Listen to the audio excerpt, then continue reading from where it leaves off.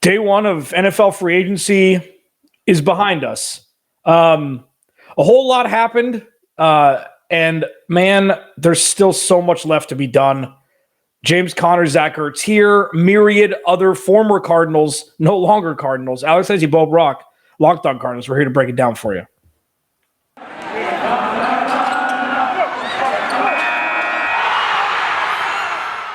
You are Locked On Cardinals, your daily Arizona Cardinals podcast. Part of the Locked On Podcast Network.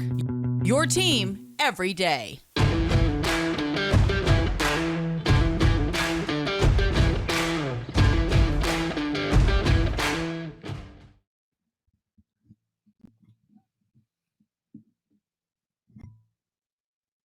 Officially upon us. Clancy, Bo Brack, Locked On Cardinals. Follow him at Bob Brack. Follow me at Clancy's Corner. Follow the podcast at Locked On AZ Cards. Please subscribe to the YouTube channel as well. Thank you for making Locked On Cardinals your first listen each and every day. Free and available on all platforms. Familiar faces stay. Familiar faces leave for a whole lot of cheese. 3 of them. We'll talk about those. And listen, this is going to be fluid until the draft, after the draft, etc. I feel like Steve Keim hasn't done a whole lot yet. He's run unopposed for the 2 players he has re-signed, and I don't think that he should have come close to offering the numbers that the other 3 players we're going to be talking about got elsewhere. But so let's kick it off quick. We both did we did a Locked On Now. You did one for Zach Ertz. We both did one for James Conner over the last 2 days. All in all, you said on the Friday podcast that they need to re-sign Zach Ertz. I said on the podcast that they need to re-sign James Conner. They both have been re-signed by the Cardinals, 3-year deals. We know that it gets a little silly after the second year where the guaranteed money kind of dries up. But all in all, the stability from 2 of the more, 2 guys that had really good offensive output last year are going to be back in the desert. What does this mean for Kyler Murray and this offense for not only this year coming up, but the year after where both guys will still be under contract? Yeah, there's some offensive continuity because there was a little bit of an unknown as far as who was locked in for the next season. You knew about DeAndre Hopkins, but other than that, as far as skill positions, the Arizona Cardinals, they were going to roll the dice, and luckily Steve Keim didn't let it get that far. He decided not to franchise tag any of these guys, and the reason why was because the guaranteed dollars over a couple of years was going to be more guaranteed money than just that 1 year. So a little financial stability for Zach Ertz and James Conner. But yeah, they're bringing back the most productive guys that could potentially hit the market, and that's just a simple formula. You just bring back the guys that in improving years for both Zach Ertz and James Conner proved it, and you know what their ceiling is or what their production can be. The Arizona Cardinals, as far as running it back, I understand, giving those guys the contracts that they got, that there's risk there, but you also know that there's a little bit of you kind of see what the ceiling is. They're not rolling the dice. It's not Jacksonville going out there and rolling the dice that Christian Kirk can improve, or Miami rolling the dice that Chase Edmonds can improve. These are proven commodities. And I think that the Arizona Cardinals get some offensive stability. Now, they can build around these pieces. Yeah. And, I don't think there are really downsides. I thought the sticker price for Zach Ertz seemed a little high, $10 million a year. And I know that, that's the going rate. David Njoku got franchise tag. This guy got franchise tag and a full contract year to year is completely different.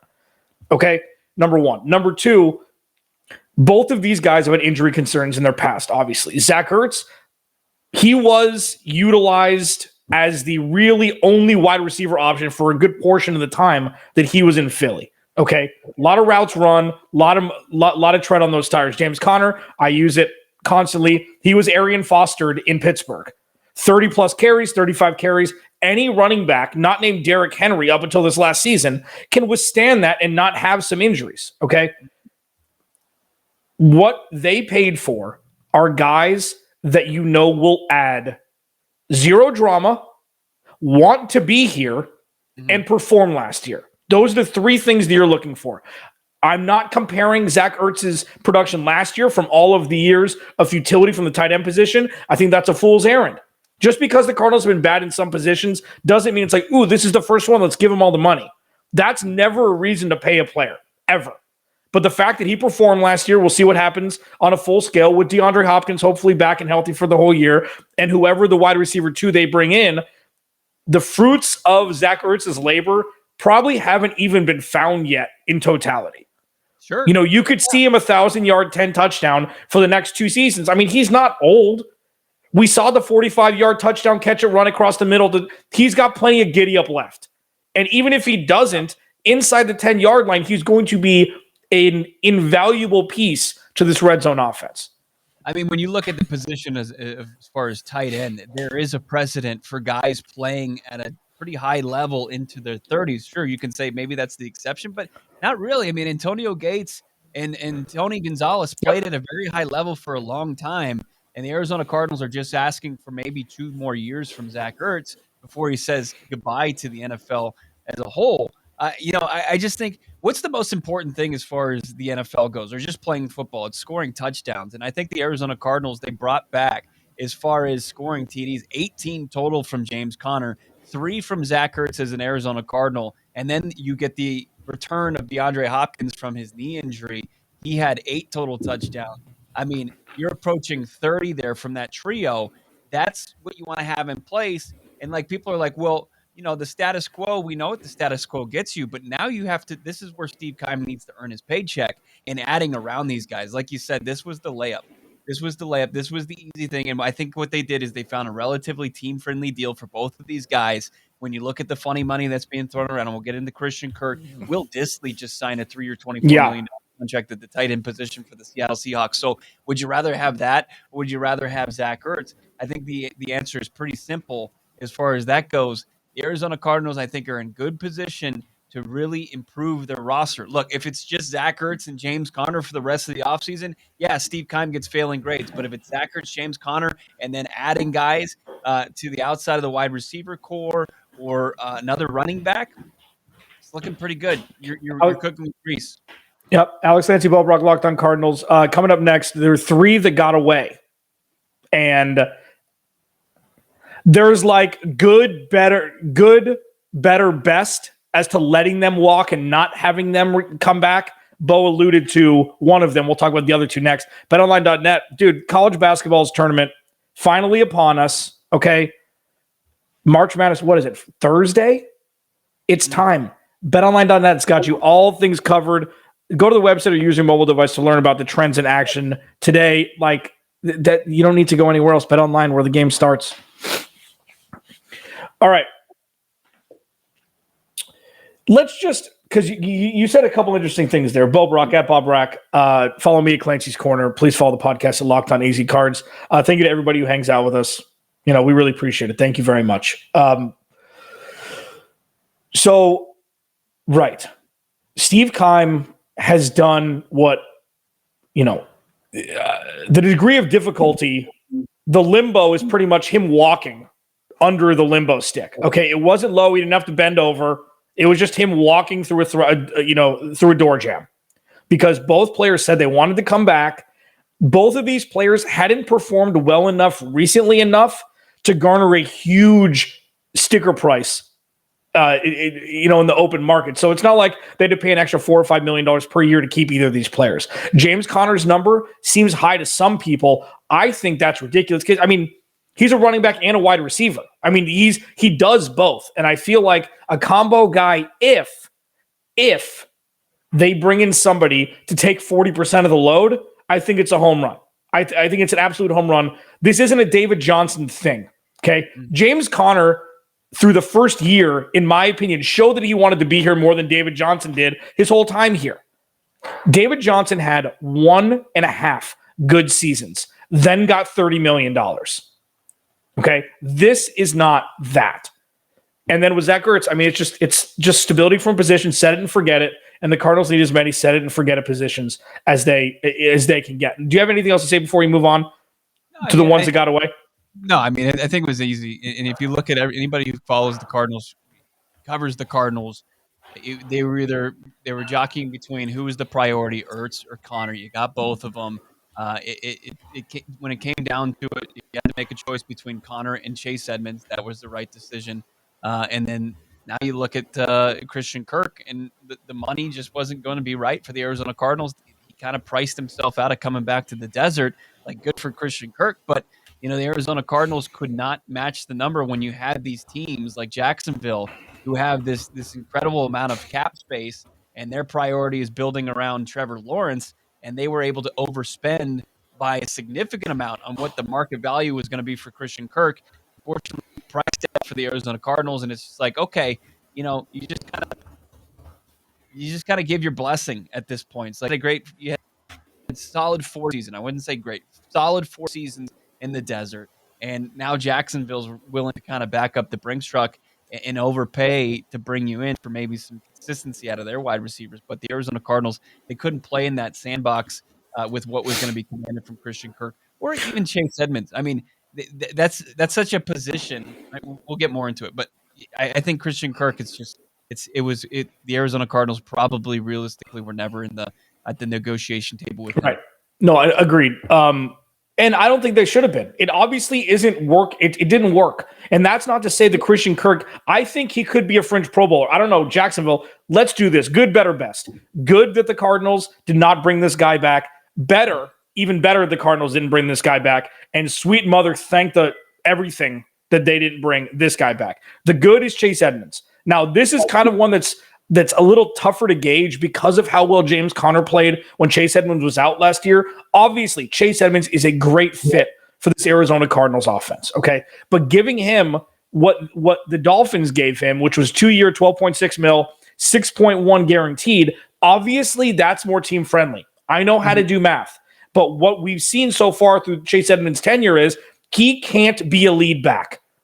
Can't is very absolute, and that's unfair to him, but his health factors, he can't touch the ball 25 times a game without getting injured within the first handful of games. We saw it twice last year. Now, that's not to say he can't have a great Jerick McKinnon-y role. I kind of see him like that more than a Chris Thompson because Jerick McKinnon can tote the rock also. We saw that with Kansas City down the stretch of the 2021 season into the playoffs. I hope he thrives because he is a great NFL player. He is a great NFL player. He's going to be on rosters for a long time. I just don't think, even though he has the relationship with Kyler Murray, that it was going to be a good fit for the long run. I think that James Conner was the right choice here. Yeah, it's with Chase Edmonds. I think as far as the evolution and maturation development of Tua, he's a great fit for him. I mean, he's going to be an awesome safety release for him out of the backfield, and kind of similar to the rapport that we saw with him and Kyler Murray. Good on Miami, and enjoy yourself in South Beach. You got enough money there to do it, Chase Edmonds. But with the Arizona Cardinals now, they have to figure out what's next for them as far as his role, because it's more so than just a third down receiving back.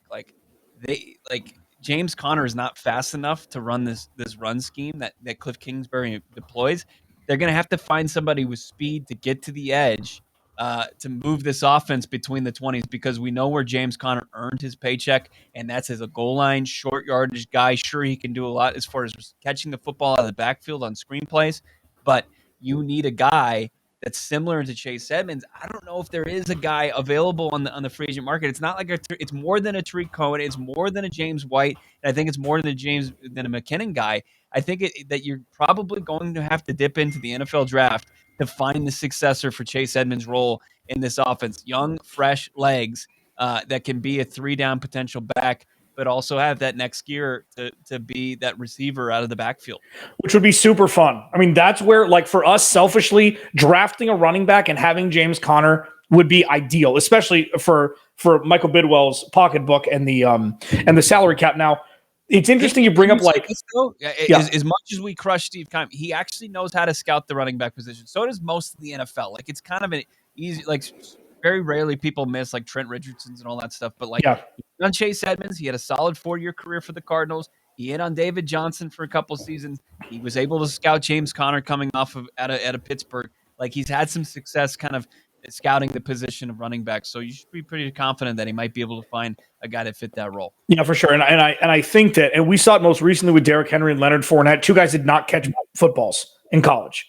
It was all running the rock. That is over. So these guys that come out are already, wide receiver lights out of the backfield. So it's a little bit easier to scout. You're able to see the full skill set. We saw it with Najee Harris. I mean, it's like immediate because Alabama running backs would never, that was never Alabama. They were never throwing the ball to the running back until, the last 5 or 7 years. So we're starting to see the progression of that. But yeah, I agree.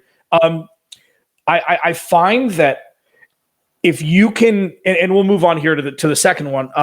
I find that if you can find a guy like a Tariq Cohen, a guy that's predominantly a second and long or third down back to complement James Conner, who can touch the ball 7 or 8 times a game to take off some of the weight from James Conner, I feel like you have just a little bit of a separation where there's no muddiness. It's like, oh, this type of play is going to be this back. This type of play is going to be this back. And I feel like moving forward, that's going to benefit the Cardinals. We'll see. There's one thing that actually just happened as we're recording this podcast. Colt McCoy just re-signed with the Cardinals, 2-year, $7.5 million with $6 million guaranteed. Third home run, third layup. This is exactly what the Cardinals need for stability. It's not because you're expecting Kyler Murray to get hurt. You're not expecting Colt McCoy to go 2-1, even though the one loss that everybody forgets when everybody wants to trade Kyler was an absolute drubbing by the Carolina Panthers at home. Like, I don't understand why people just have selective memory about that. But, Bo, as this is happening, this is home run, right? Low money. Colt McCoy gets paid. He gets to golf a lot. He gets to live in the desert. He gets to wear he gets to wear number 12 for the Cardinals. I think he's number 12. And This is another box checked. Yeah, there's a very select few fans that they're calling for Colt McCoy to be the starting quarterback of this team, and they're insane. They should be living in padded rooms. But he plays his role perfectly. Like, he is the quintessential backup and the perfect guy for Kyler Murray. Zero threat as far as taking his starting position, but when he's called upon, he can do exactly what they need, and that's move this offense. He did it 2 out of the 3 games he started last season. Perfect fit for the Cardinals. Glad they didn't let him leave the building. Yeah. And this is just another adult in the room for people that don't think that Cliff Kingsbury is equipped to do what he should be doing, like me. Colt McCoy is a guy that Colt McCoy is going to be fantastic, just another earpiece for Kyler. Another veteran dude who, you're right, there's no excuse. And for all the Colt McCoy truthers out there, you still got a shot. All right, so moving forward here with the segment before the NFL kind of ruined this for us. Hassan Reddick, another guy that we knew was going to get a lot of cheese, got a whole lot of cheese. He goes back to Philadelphia, 3 or $45 million with $30 million guaranteed. This is the most recent, damn it. I mean, and who knows? Who knows if he didn't go to Carolina that this would have happened? He goes back to Philly, goes back home where he played at Temple, etc.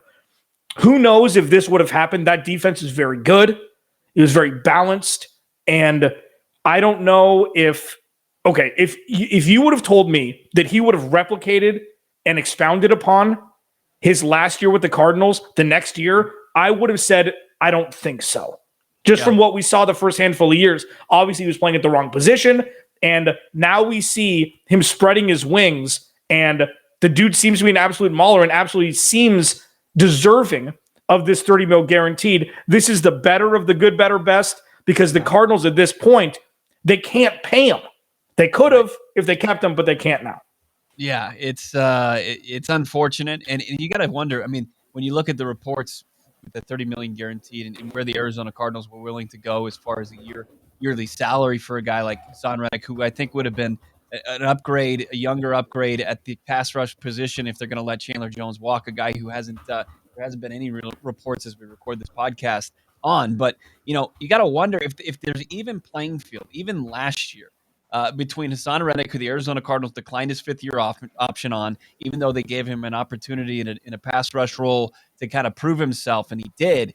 If it seemed like he had a couple other sentimental value, hometown discounts that he was willing to give over the Arizona Cardinals, the team that drafted him. One, going and playing for his college coach, Matt Rule, on the East Coast, closer to his hometown in Jersey. Then he goes to Philly, which is like 13 minutes from where he grew up. I don't know if the money's even, if he even chooses the Cardinals over either of those two teams in the perfect scenario. But, I'm glad the Arizona Cardinals are sniffing in the right direction as far as where their needs are. They looked at Hassan Reddick. Now they look at their hopefully plan B, C's, and D's. Yeah, and just feel like the Cardinals are a farm team for other players going, and like it's confirmation bias is a real thing. If you haven't taken ethics, if you haven't learned about the fallacies, confirmation bias is a real thing. It's I always whenever I get my car washed, it rains. You only remember when it rains after you get your car washed because that confirms your bias about it. Look it up. True story. I do bring the brains to this organization, Locked On Cardinals. Now, there are just in the state of Arizona, it's the Diamondbacks. Hey, Goldie, go get your... Oh, you know what? We love you. Go do whatever you want. We're not going to pay you here. JD Martinez. Oh, go do whatever you want. Good for you. Good luck. Good for him. That's kind of like... It's not that... It's potent with the Diamondbacks, it seems. But with the Cardinals, Calais, most recently, that was a miss. That wasn't an oversight. That was a... Nobody saw that he had that much left, which I think is fair. And I think that Steve Keim letting him walk, that's not... a blip on his report card. Hassan Reddick, this was an institutional failure. Like this was a mistake from when they drafted him through when they declined his fifth year option, which they were supposed to do because he didn't deserve it. And then this is where we are. I feel like 3 defensive coordinators in 3 years, 3 different systems, and add a 4th for his last year in college. That was a detriment to his growth instead of just letting him fly like Carolina did and like the Cardinals did in the last year. I do blame the Cardinals for not being able to have him wear Arizona Cardinals red on Sundays moving forward. I mean, is that unfair? No, it was a dysfunctional relationship. It just unfortunately was. And it was, some factors that they could control and some they couldn't. I mean, the Arizona Cardinals, I think at the end of the day is when they look back on that relationship, I'm sure, like overall, I mean, it was a disastrous period for the organization, and they would have done a ton of things differently. But it goes back to the BA years. So like, it's not like they didn't have a solid head coach at the time. Like they misused him under the BA era, and then the Wilkes era, and then in the Cliff era, and then finally got it right in the second year of Cliff. But they had to pay the price, and as far as that goes, you're missing out on a great player. But it's not going to sink your franchise and where you're trying to go. But it's unfortunate. And like for every example, it's like the Arizona Cardinals also did. Like let's keep in mind they had the prime years of Patrick Peterson. They had the prime years of Larry Fitzgerald. They had the prime years of Chandler Jones. They're going to have the prime years potentially of a lot of other Buda Baker. I mean, they have paid players before. It's just unfortunately when you can't pay everybody, and they didn't, and he's going to probably be one of those ones that's really going to make you grit your teeth and not like. Yeah, because if like in a perfect world, if they were to have known what he did last year or 2 years ago would have been replicated last year, they would have paid him last year. They wouldn't let him walk. Yeah. So it probably would have been worth a little bit less than what he got now. So he's going to get $39 million or $38 million from last year through the entirety of this contract guaranteed. He's getting his bag and he deserves it. And we'll see what that Philly defense looks like with him in the middle of it, ravaging quarterbacks in the backfield. We're going to save the last one for last. We're going to save the best of all for last. We're going to do that next segment. I mean, this contract makes Corey Davis's contract look like it was a minimum deal. We thought that the comp was going to be the Corey Davis to the Jets contract. And Corey Davis was a fantasy darling the second half of the NFL season last year. What Christian Kirk got, if you haven't seen it yet, if you've been under a rock, sweet lotta cheese. That's pretty much what it is. We'll talk about that next. Bo Brack, Alex Clancy, Locked On Cardinals. With the ever-increasing numbers of makes and models, it's now impossible for your local chain auto parts store to keep everything in stock, man. That's why they got to upcharge 30, 40, 50, 60% at times. And you know what? Sometimes your parts you need aren't even there. You know who has the parts you need? Rock Auto. RockAuto.com, family-owned business. They've been online for 20 years. 20 whole smackarama ding-dongs. And the reason why is because they have everything in stock. They're not going to upcharge you. They treat you like a normal person, not, even though you're not a manufacturer. You're just a dude or a lady who needs, new tires or carpet or tail lamps or whatever. Their prices are reliably low. It's super easy. You go to the search box, you type what you want, paint, and you choose your make and model and the color, and boom, it's delivered to you in the next handful of days. So you don't have to leave. You can do it in your, pajamas. So go to rockauto.com. Again, prices are reliably low. Right locked on in there. How did you hear about us box? So they know we sent you when you go. Amazing selection, reliably low prices. All the parts your car will ever need. rockauto.com.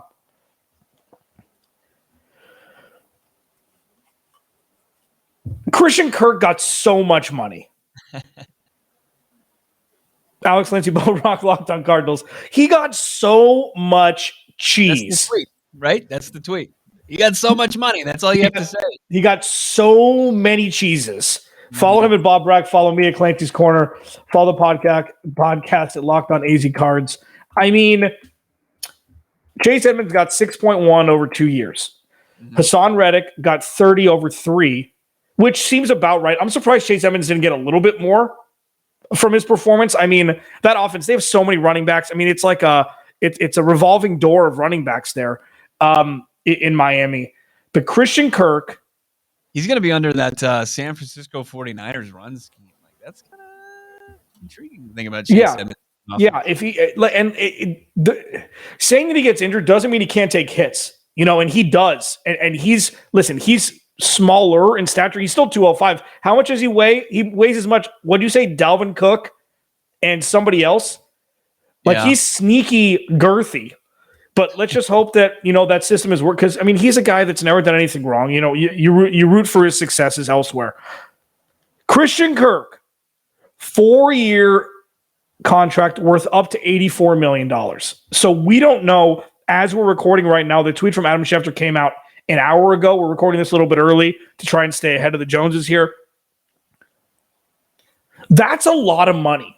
Okay. So when you do 84 mil, it's not going to be like 18 mils guaranteed. That's going to be like $40 million guaranteed. Well, it's a base value of $72 million. And that's taking you right around $18 million per season. And I know you don't know where that money kicks in and where it is as far as where it's placed in the contract. Is it this year? Is it next year? It's probably a team-friendly contract this year. But when you just talk about, what kind of money and what kind of company that Christian Kirk has at making $18 million per clip, I mean, that's Tyreek Hill. That's Mike Evans. That's Tyler Lockett money. This is for a guy in 4 NFL seasons that never had a 1,000-yard receiving year. That's a lot of money. I don't care if you have a capologist and you can make it hurt less, you're probably paying Christian Kirk, his market value was somewhere between $12 and $15 million. You're paying him a starting caliber player's worth of money over that. And that for a team like Jacksonville that can't sometimes do that, it's going to hurt at some point. It's going to, somebody, you can check the receipts on that deal and say, hey, they probably overpaid there for a guy like Christian Kirk. Evans and Kirk, it's interesting. Those are two of Kyler Murray's boys. And I think that's something that we're not talking about yet. I mean, as much as they earned their paychecks and the Cardinals couldn't pay that, they're going to have to replace that somehow and bring in people who's going to pick up the report. No, for sure. We knew this was going to happen. They weren't going to bring back Christian Kirk. They weren't going to bring back Chase Edmonds, most likely. It was going to be one or the other, and letting James Conner go, you can't. 18 touch is unavoidable. It's unavoidable to move on from, especially the masterful work he did inside the 5-yard line, where there was a huge issue with that with Kenyon Drake the year before, and Chase Edmonds for that matter. There was nobody that could punch it in. And James Conner, even though it seems very easy to get 15 feet, was one of the best in the NFL at getting 15 feet when you needed it across the line into pay dirt. That's a lot of cheese. It's just it's weird, So you're talking about Steve Keim liking wide receivers under 6 feet. Look at the Jaguars. Laviska Shenault out of Colorado had a splash quarter of his rookie year. He was a fantasy darling. I drafted him in pretty much all of my fantasy leagues last year, and didn't do very well throughout the entirety of the year. Let's put it nicely. Now, Marvin Jones, I don't even know if he's still there. I think he may be done. I'm not exactly sure if he's still on the roster or not.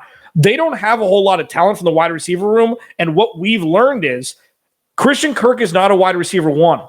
Right. It's not his fault. He's just not a wide receiver one. He won't be a wide receiver one. Even though Trevor Lawrence has a cannon, so does Kyler Murray. And what he and Kyler Murray have done, it was a lot of feel. It was a lot of trust. And, I don't know how long that's going to take with Trevor Lawrence. Do I think that there's a chance that Christian Kirk could amass 1,000 yards next year? Sure, there's 17 games. Yeah, but that's that's 60 yards a game. You should expect 14 to 1,500 yards from your wide receiver. It's a lot of pressure so say he even gets 35 mil guaranteed, and it's the in guarantees Todd Gurley thing and not guaranteed with a D at the end, where there's a lot more wiggle room. That's a lot of pressure. I know Florida has no state income tax, which that's even more of a bump. So I know why people want to go play in Florida, not including the weather. That's a lot of pressure for a guy that's never been a wide receiver one before. And it's interesting that they gave him so much money. I don't think that that's a good contract. Now, I've said he has the ability to be a Pro Bowler as a wide receiver too. So, and it's going to be really interesting to see. I know we're going long. There's a couple new additions. Michael Dogbe just got re-signed by the Cardinals. Dennis Gardeck is back. About 3 year, $12 million. 3 year, $12 million. Is that right? That's what you just wrote in the chat. I mean, that's a lot of money, right? They must expect him to kind of take a step forward as far as pass rushing. Yeah, he's a guy that was awesome on special teams, but you have to imagine maybe he's going to have a more, as he healed a little bit from the knee injury, that they're going to get him back into a pass rush role where he thrived. And a very limited opportunities in 2020. He had less than 100 pass rush attempts and 7.5 sacks. Maybe they get back him and getting after the quarterback. One thing remains true, that Steve Keim hasn't done anything yet. Yeah. Nothing has happened except for running unopposed like drafting Kyler Murray. That's one thing that while there's a bunch of big moves being made, and if you tell me that the salary cap is a reason why it's not working, stop it. Stop it. Aaron Freeman, it's a lie. You can make anything happen, okay? Unless you're Devontae Adams, because seemingly what Aaron Rodgers got was all the Packers needed. They let Zadarius Smith go. What's his name? Devontae Adams is not going to play under the tag. Be happy that DeAndre Hopkins is wide receiver one for this organization, because he's already said he'll restructure if need be. That is forward thinking from what's an ego-driven position that DeAndre Hopkins just isn't a part of. Man, I don't know what's going to happen. We could be going live an hour from now. We have no idea what's going to happen. We'll keep our fingers to the pulse. Follow him at Bo Brack. Follow me at Clancy's Corner for all the Arizona Cardinals news necessary. Thank you for making Locked On Cardinals your first listen each and every day. Free and available on all platforms. And be sure, after checking out Locked On Cardinals, make your second listen Locked On NFL Draft with Ryan Tracy and former NFL cornerback Eric Crocker. They bring you the NFL Draft, all the info. They bring it to life every day with insight and analysis on college football prospects and NFL front offices. Alex Clancy, Bo Brack, Locked On Cardinals. We'll talk to you tomorrow.